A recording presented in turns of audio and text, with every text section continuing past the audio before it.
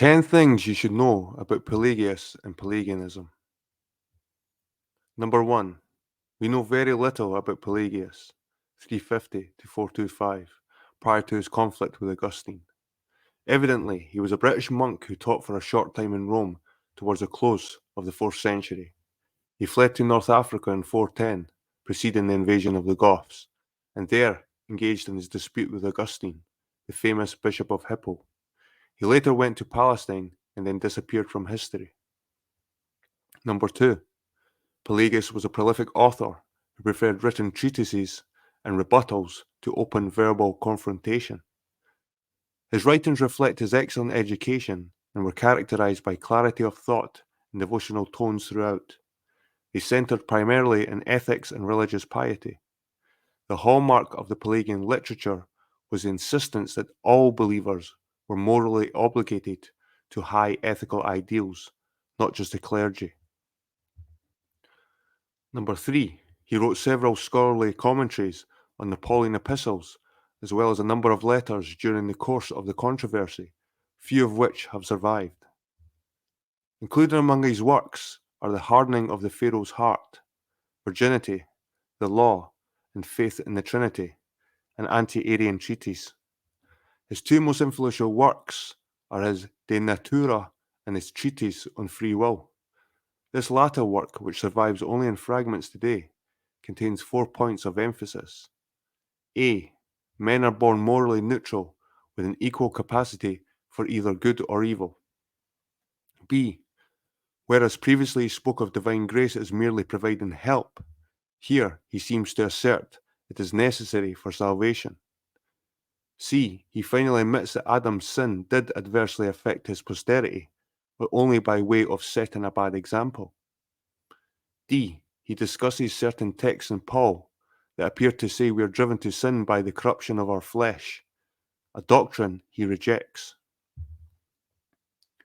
Number 4. Pelagius was first and foremost a moralist. It is important to keep this in mind as a foundational assumption in all of Pelagius' thinking. He was concerned above all else with the right conduct. He was especially hostile to what he perceived to be the tendency of grace to grant a license for sin. Consider the following statement. Whenever I am called upon to speak upon moral training in the course of holy living, I am accustomed first to display the power and quality of human nature and show what it is able to accomplish, and then from this to incite the mind of the hearer to forms of virtue, lest it profit nothing to summon to those things which would have thought to be impossible for it. Number 5. Pelagius believed that the soul of man by creation is neither holy nor sinful. According to Pelagius, Adam was not created holy. He was not constitutionally inclined either towards good or evil. He was morally indifferent or neutral. In this state of moral equilibrium, Adam was no more disposed to good than to evil. Pelagius argued that if Adam had possessed any moral character prior to moral action, his moral responsibility would be destroyed. Because he was a creature, Adam's body was mortal. That is to say, it was Adam's destiny to die physically, whether or not he ever sinned. Physical death, therefore, is not a penalty for sin passed on to Adam's posterity, but is rather an inevitable corollary to man's essential character as created. Number 6. Adam's fall was occasioned by the exercise of free will. In Pelagius' thinking, there was nothing in Adam's nature, either for good or ill, that inclined him in the decision he made. Furthermore, Adam's sin in no way affected his posterity, except insofar as it set a bad example for them. Referring to Paul's statement in Romans 5:12, Pelagius insisted that it is said we sinned in Adam, not because sin is innate, but because it comes from the imitation. Consequently, all men come into being in the exact condition as was Adam before the fall. Pelagius believed each soul is created immediately by God, and thus cannot come into the world contaminated or corrupted by the sin of Adam. The doctrine of transmitted sin, traduc peccati, or original sin, peccatum originis, says Pelagius, is blasphemous.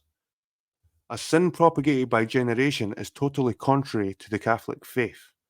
Sin is not born with man, but is committed afterwards by man. It is not the fault of nature, but of free will. Thus, according to Pelagius, an infant is not born in sin, nor does it possess any innate moral characteristics. Such are obtained only by the exercise of the will and the habits that develop from it. In other words, we are socialized to sin or conditioned to sin because of continual exposure to a family and society that are themselves sinful for the same reasons. Number 7. Pelagius denied that the fall of Adam had any adverse influence on the will of man. According to Pelagius, each act of will is causeless, i.e., it is purely spontaneous and unaffected by any antecedent bias of nature. Pelagius recognized three elements in the human will. 1. The power or capacity to will. 2. The willing. 3. The realization or acting. The first of these is a gift of God, but the other two are wholly of man. Hence the power to will good and the power to will evil are equal. The only difficulty to doing and choosing the good arises from a long continued habit of vice, which, according to Pelagius, could be abandoned at any time in favour of virtue. Pelagius defines free will as follows.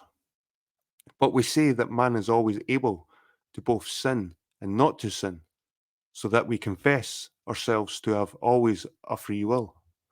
Thus, free will consists of 1.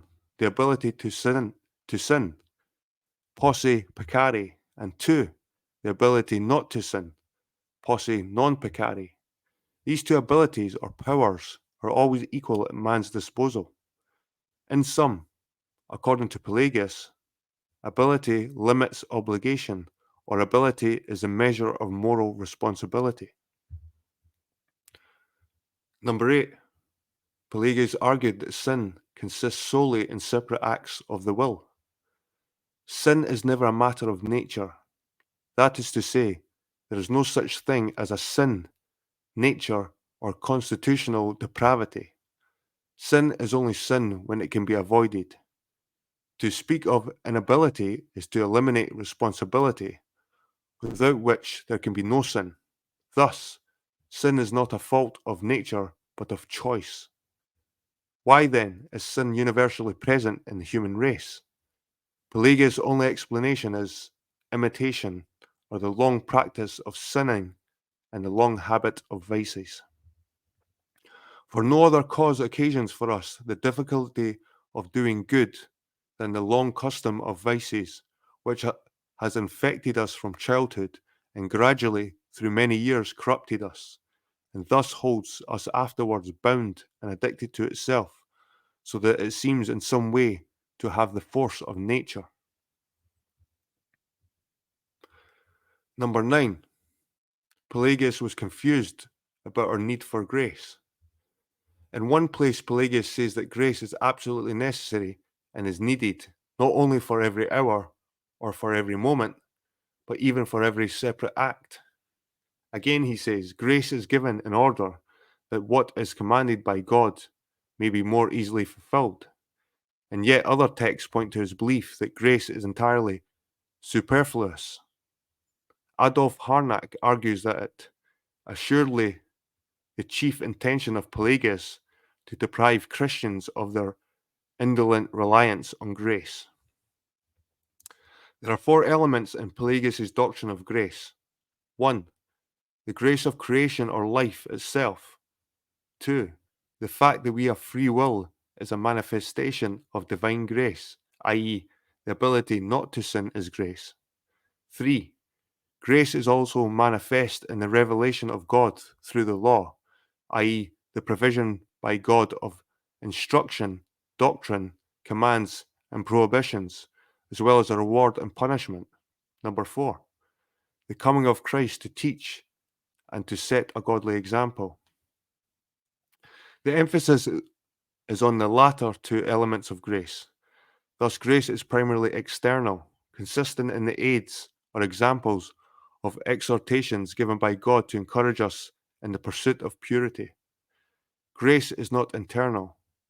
Pelagius rejects any notion of an inward empowerment of the soul or will.